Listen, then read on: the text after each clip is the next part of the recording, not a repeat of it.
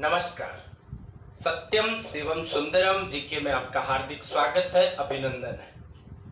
हम भारतीय संविधान राज्य व्यवस्था का अध्ययन कर रहे थे। इसमें हमने भारतीय संविधान के भाग 1, भाग 2 और भाग 3 मौलिक अधिकार से जो संबंधित था उसके बारे में हमने चर्चा की। आज हम संविधान के भाग 4 जिसका नाम है नीति निर्देशक सिद्धांत या नीति निर्देशक तत्व, उसके बारे में चर्चा करेंगे। अभी तक आपने मेरे चैनल को सब्सक्राइब नहीं किया है तो कृपया चैनल को सब्सक्राइब करें और बेल आइकन को प्रेस करें ताकि आने वाले वीडियो की नोटिफिकेशन आपको मिलती रहे। आपको ये भी पता होना चाहिए कि हमारे ये जो संविधान के जो भाग हैं इसमें हम आज जो पढ़ने वाले हैं वो पढ़ने वाले हैं संविधान का भाग 4। और संविधान का जो भाग 4 है इसे कहा जाता है नीति निर्देशक तत्व। आप इसे नीति निर्देशक तत्व कहें या नीति निर्देशक सिद्धांत कहें, एक ही बात है। Directive principle of state policy.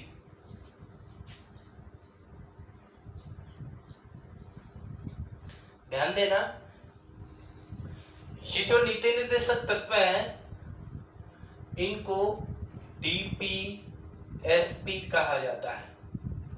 तो नीति निर्देशक तत्व या नीति निर्देशक सिद्धांत क्या है? ये संविधान के भाग 4 में है और ये जो है ये आर्टिकल 36 से 51 तक। आपको ये पता होना चाहिए कि हमने भारत के संविधान का भाग 1 उसमें हमने आर्टिकल 1 से 4 संघराज्य क्षेत्र पढ़ा। दूसरा संविधान का भाग 2 नागरिकता आर्टिकल अनुच्छेद 5 से 11। संविधान का भाग 3 हमने पढ़ा अनुच्छेद 12 से 35 मूल अधिकार। और यह संविधान का भाग 4 अनुच्छेद 36 से 51। हम प्रत्येक अनुच्छेद के बारे में विस्तार से चर्चा करेंगे। थोड़ा सा इनके बारे में बेसिक है वो अपन को ध्यान रखना है। पहली बात तो ये ध्यान रखना है कि इनको आयरलैंड के संविधान से अपनाया गया है। कौन से देश के संविधान से अपनाया गया है? आयरलैंड के संविधान से इनको अपनाया गया है। दूसरी बात ये ध्यान रखनी है कि जो हमारे जो संविधान सभा के जो सलाहकार थे, संवैधानिक सलाहकार डॉक्टर बी.एन.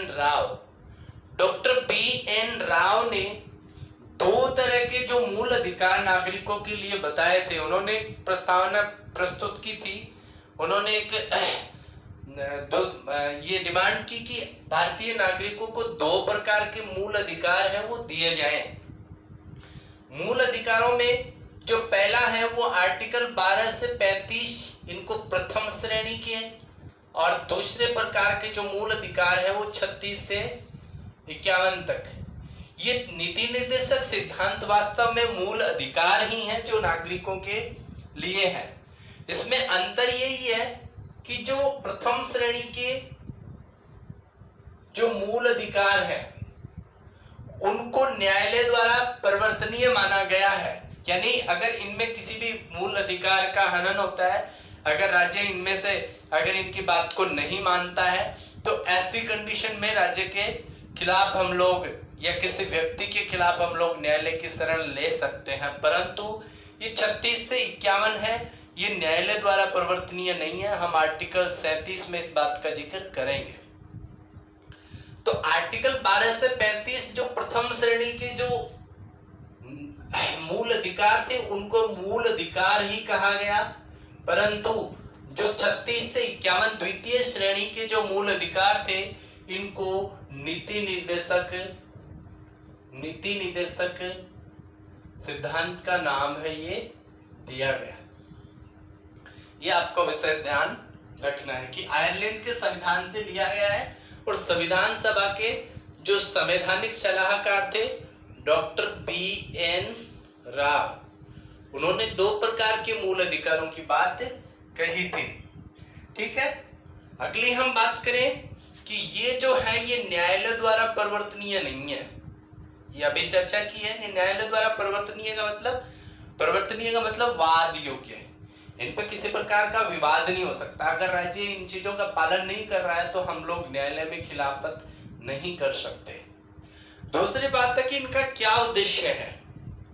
भाई ये जो नीति निर्देशक सिद्धांत है ये क्यों लागू किए गए हैं, इनके पीछे क्या उद्देश्य है। तो उद्देश्य यही है कि लोक कल्याणकारी राज्य की स्थापना करना। ये सिद्धांतों का अगर पालन करेंगे तो वो राज्य कैसा बनेगा, लोक कल्याणकारी, मतलब व्यक्तियों को उनकी कल्याणकारी योजनाओं से लाभान्वित करते हुए विकास की ओर अग्रसर ले जाने वाला या करने वाला ये जो राज्य की स्थापना करेगा। तो ये आपको विशेष तौर से ध्यान रखना है।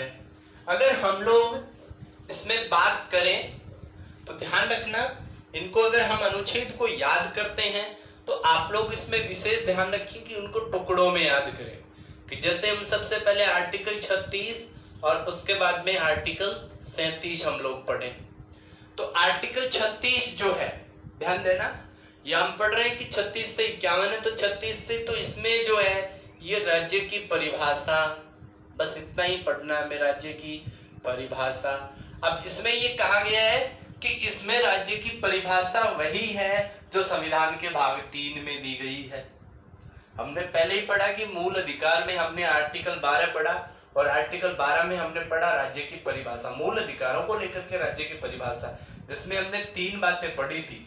वही 3 बातें आर्टिकल 36 में कि राज्य किसको माना गया है, यहाँ पे राज्य से तात्पर्य क्या है, तो उस राज्य की परिभाषा, जिसमें हमने पढ़ा कि जो केंद्र सरकार है, संघ और उसके जो संसद है, दूसरा राज्य और राज्यों के विधानमंडल है, तीसरा स्थानीय निकाय और उनके सारे प्रतिनिधि इसके अंतर्गत आते हैं। तो वही परिभाषा आर्टिकल 36 में है, राज्य की परिभाषा। आर्टिकल 37 में लिखा है कि ये जो नीति निर्देशक तत्व है ये न्यायालय द्वारा परिवर्तनीय नहीं है, न्यायालय द्वारा परिवर्तनीय नहीं है। अगली बात ये कही है कि ये न्यायालय के द्वारा परिवर्तनीय नहीं है। कौन से आर्टिकल में कहा गया है, आर्टिकल 37 में कहा गया है, ठीक है। तो ये कहा गया कि न्यायालय द्वारा परिवर्तनीय नहीं है। परिवर्तनीय का मतलब वाद योग्य नहीं है, अर्थात हम लोग अगर राज्य इन नीति निर्देशक तत्वों का पालन नहीं करता है तो हम लोग उसके खिलाफत में न्यायालय में नहीं जा सकते। आर्टिकल 38 ये कह रहा है, आर्टिकल 38 क्या कह रहा है, आर्टिकल 38 कह रहा है कि राज्य लोक कल्याण, इसमें सारे आर्टिकल लोक कल्याण वाले आएंगे इस भाग में, लोक कल्याण की अभिवृद्धि का के लिए प्रयास करेगा। कि राज्य क्या करेगा, लोक कल्याण, उसे जनता के कल्याण के लिए कुछ भी करना पड़े तो वो ही काम करेगा, ठीक है। ये आपके आर्टिकल 38 में लिखा हुआ है। उसके बाद में आर्टिकल 39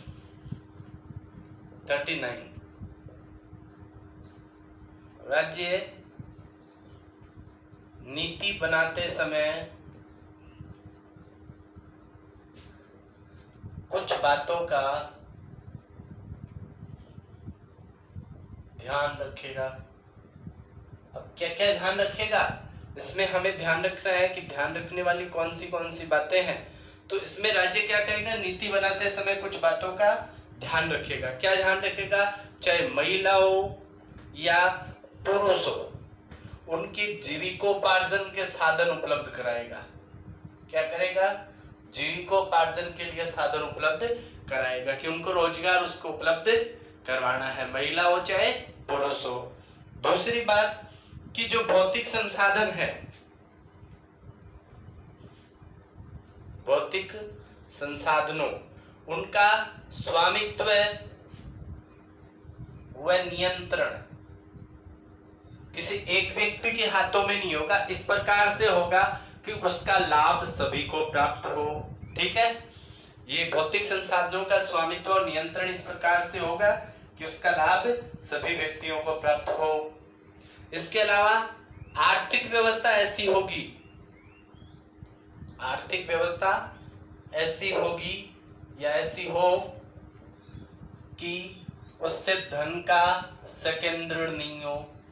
कोई एक व्यक्ति है वो धन को प्राप्त करके अपने कंट्रोल में नहीं रखे, ऐसी व्यवस्था नहीं होनी चाहिए। आर्थिक व्यवस्था ऐसी हो कि धन का संकेंद्रण नहीं हो, सभी व्यक्तियों को समान रूप से।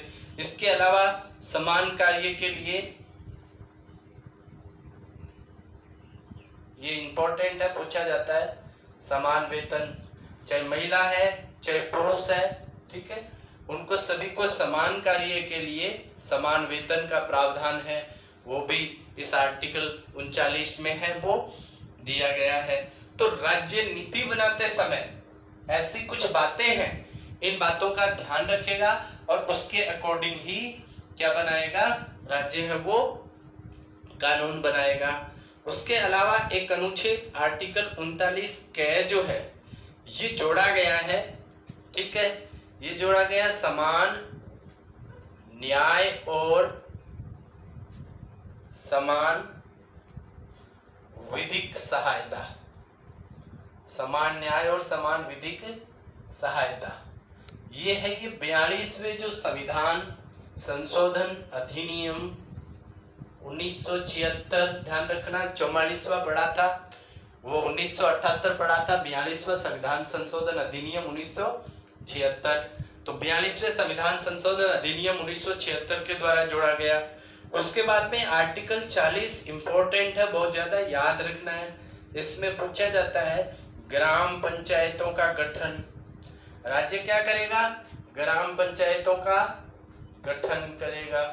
ये आप सारों में सब में ध्यान रखेंगे, इसमें राज्य शब्द लगाएंगे हम लोग कि राज्य समान कार्य के लिए समान विधिक सहायता उपलब्ध कराएगा, राज्य है वो ग्राम पंचायतों का गठन करेगा। आर्टिकल 40 अनुच्छेद 40 के तहत यही सारी जो बातें हैं ये आपको ध्यान रखना है कि ये राज्य के लिए है, कि राज्य के नीति निर्देशक सिद्धांत है, मतलब राज्य के लिए ऐसा निर्देश दिया गया है कि आप लोग इन सारी चीजों को ध्यान में रख करके और राज्य के लिए कानून व्यवस्था बनाएंगे। तो आर्टिकल 36 से 40 हमने पढ़ा, 36 में पढ़ा राज्य की परिभाषा, 37 में न्यायालय द्वारा परिवर्तनीय नहीं है, लोक कल्याण की अभिवृद्धि के प्रयास करेगा, नीति बनाते समय कुछ बातों का ध्यान रखेगा। 39 कै बनाया गया है 42वें संविधान संशोधन अधिनियम के द्वारा, जिसके तहत समान न्याय और समान विधिक सहायता उपलब्ध कराएगा, और 40 के तहत ग्राम पंचायतों का गठन करेगा।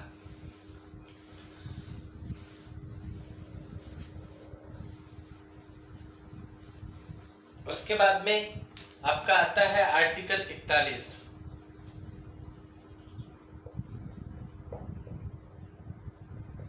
कुछ दशाओं में ध्यान रखना, ये राज्य के लिए ही है, ये राज्य के लिए ही है। कुछ दशाओं में काम यानी रोजगार, शिक्षा, लोक सहायता आदि पाने का अधिकार उपलब्ध कराएगा।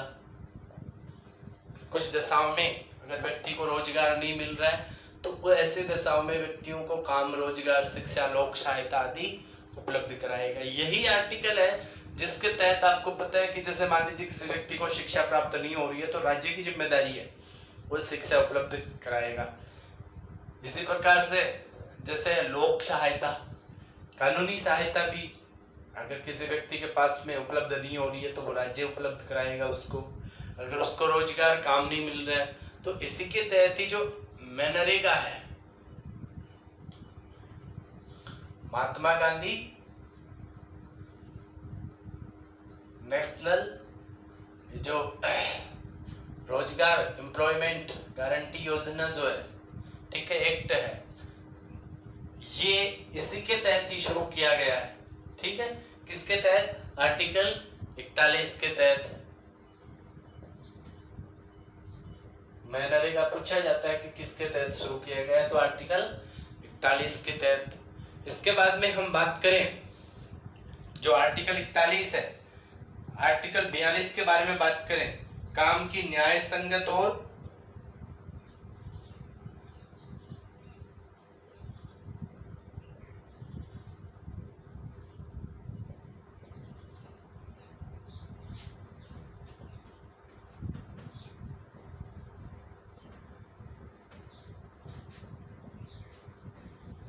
प्रसूति सहायता, ये भी उपलब्ध कराने की जिम्मेदारी किसकी है? राज्य की है। काम की न्याय संगत और मानवोचित दशा उपलब्ध कराए और प्रसूति महिलाएं हैं उनको सहायता उपलब्ध कराएगा। कौन कराएगा? राज्य कराएगा। किस अनुच्छेद के तहत कराएगा? आर्टिकल 42 के तहत कराएगा। उसके बाद में आर्टिकल 43, कामगारों या कर्मकारों भी लिखा मिलता है, कर्मकारों,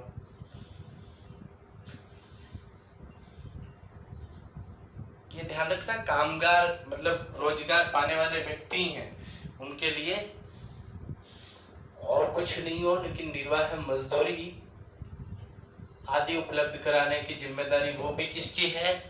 वो भी सरकार की है कि कामगारों या कर्मकारों के लिए निर्वाह मजदूरी आदि उपलब्ध कराएगा। कौन कराएगा? राज्य उपलब्ध कराएगा। ये ध्यान रखना, इसमें आर्टिकल 43 में जो 43 क और 43 ख, ये दो आर्टिकल और जोड़े गए हैं जिनके बारे में हम बात करते हैं। एक तो उद्योगों के प्रबंधन में कर्मकारों की या कर्मचारियों की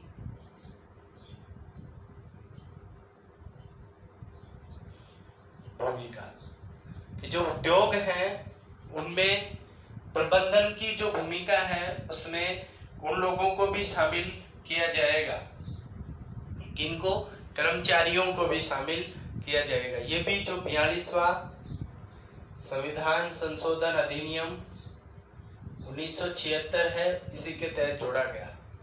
उसके बाद में जो 43 ख है, 43 ख में सहकारी, अभी जो वर्तमान में काफी हद तक चल रही है, सहकारी समितियों को प्रोत्साहन,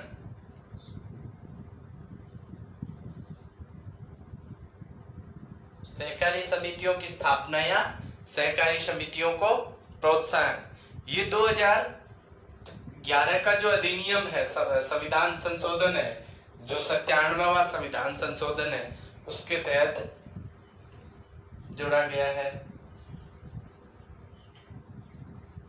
ठीक है, ये सहकारी समितियों का प्रोत्साहन, ये आर्टिकल 43। उसके बाद में हम बात करें आर्टिकल 44 के बारे में। ध्यान रखना, आर्टिकल 44 है, ये संपूर्ण भारत में, संपूर्ण भारत में समान नागरिक संहिता की प्राप्ति कौन कराएगा?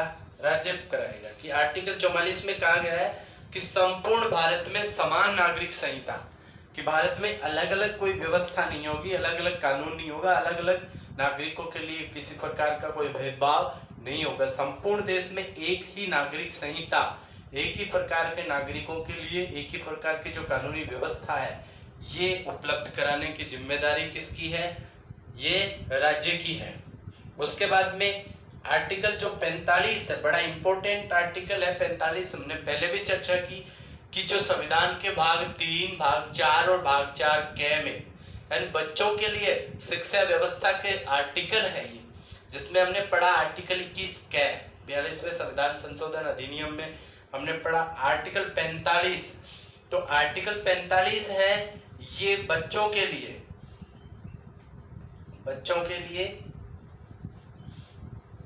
अनिवार्य व निःशुल्क शिक्षा, अनिवार्य व निःशुल्क शिक्षा, इसकी व्यवस्था करने की जिम्मेदारी भी किसकी है? राज्य की है। इसके अलावा अगर कोई बच्चा 6 साल से कम अवधि का है तो उसकी देखभाल करने की जिम्मेदारी भी किसकी है? राज्य की होगी, कि राज्य है वो उन बच्चों के लिए अनिवार्य और निःशुल्क शिक्षा व्यवस्था उपलब्ध कराएगा। इसके लिए जो है माता पिता के लिए मूल अधिकार में भी दिया गया है और इसके अलावा मूल कर्तव्यों में भी जो 11वां मूल कर्तव्य है वो इसी के संदर्भ में जोड़ा गया है। तो ये भी आपको ध्यान रखना है। तो आप ध्यान देंगे, आर्टिकल हमने 40 तक पढ़ा था। 41 में कुछ दशाओं में रोजगार, शिक्षा, लोक सहायता, विधिक सहायता पाने का अधिकार होगा। मनरेगा का गठन किया गया है। 42 में कामगारों की न्याय संगत और मानवोचित दशाओं में प्रसूति सहायता। आर्टिकल 43 में कामगारों के लिए निर्वाह मजदूरी आदि की सहायता। 43 क में उद्योगों के प्रबंधन में कर्मचारियों की भूमिका। 43 ख में सहकारी समितियों का प्रोत्साहन यानी सहकारी समितियों की स्थापना इसी आर्टिकल के तहत हुई है। उसके संपूर्ण भारत में समान विधिक जो नागरिक संहिता है वो आर्टिकल 44 में और बच्चों के लिए अनिवार्य और निःशुल्क शिक्षा आर्टिकल 45 में।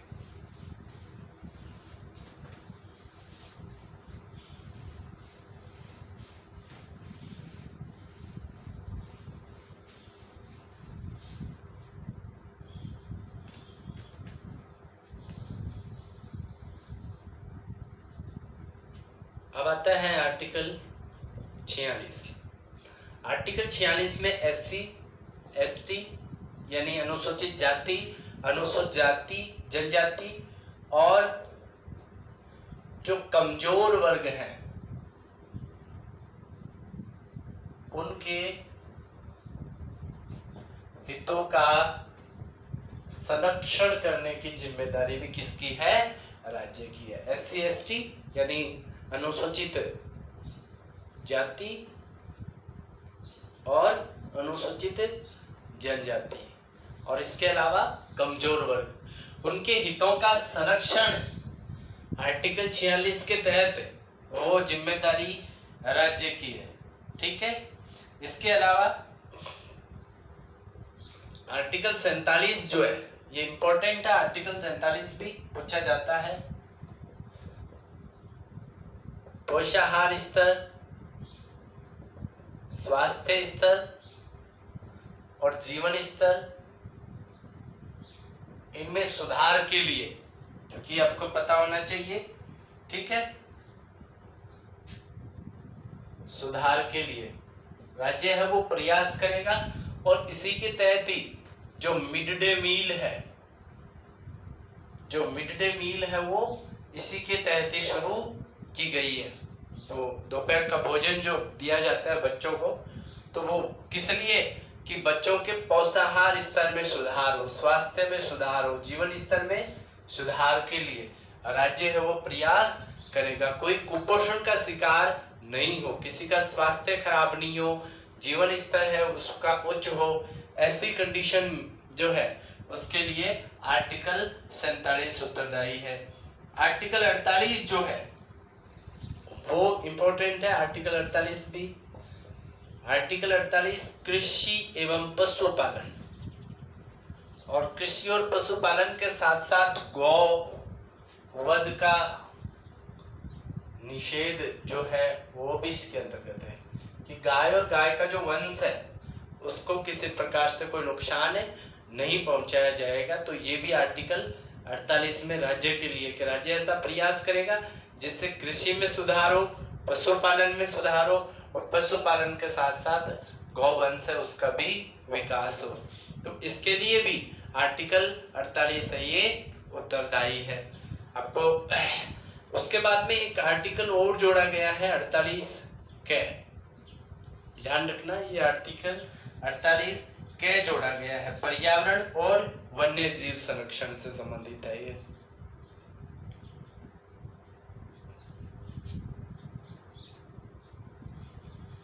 वन्य जीवों का संरक्षण करेगा।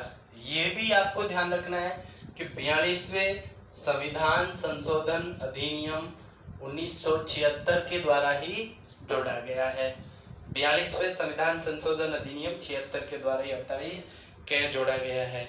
आर्टिकल 49, ये 49, 50 और 51, ये तीनों आर्टिकल जो है ये तीनों आर्टिकल इंपॉर्टेंट है, कई बार एग्जाम में इनके पूछ लिया जाता है। तो आर्टिकल जो 49 है ये क्या है, ये राष्ट्रीय महत्व के जो स्मारक हैं उनका संरक्षण करेगा। राष्ट्रीय महत्व के स्मारकों का संरक्षण करने की जिम्मेदारी किसकी है, राज्य की है। कि राज्य राष्ट्रीय महत्व के स्मारक, जो राष्ट्रीय महत्व के स्मारक हैं उन महत्व के स्मारकों का संरक्षण करेगा। इसी के तहत अभी वर्तमान में राज्य सरकारों ने भी क्या किया है कि जो प्राचीन अपने स्मारक थे, जैसे पुराने जो छतरियां थी या जो बावड़ियां थी या अन्य किसी प्रकार के, तो ये राष्ट्रीय महत्व के जो स्मारक जो अवशेष हैं इनका संरक्षण किया गया, इनका सुधार किया गया। तो ये जो आर्टिकल 49 के तहत है वो किया गया। आर्टिकल 50 जो है ये बड़ा इंपॉर्टेंट है। इसमें भी ये है कि कार्यपालिका जो है वो न्यायपालिका से पृथक होगी। कार्यपालिका का न्यायपालिका से पृथक्करण, कि कार्यपालिका और न्यायपालिका दोनों एक नहीं होंगी। कार्यपालिका अलग होगी, न्यायपालिका अलग होगी। कार्यपालिका का न्यायपालिका से पृथक्करण क्यों? क्योंकि अगर कार्यपालिका अगर न्यायपालिका एक होगी तो कार्यपालिका न्यायपालिका को प्रभावित कर सकती है। न्यायपालिका कैसे होनी चाहिए? स्वतंत्र होनी चाहिए, वो अपना काम अलग करे, कार्यपालिका अपना काम अलग करे। तो ऐसा काम कौन करेगा?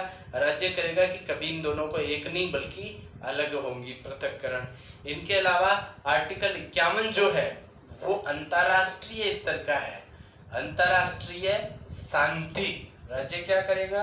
अंतरराष्ट्रीय शांति और सुरक्षा की व्यवस्था हेतु प्रयास करेगा।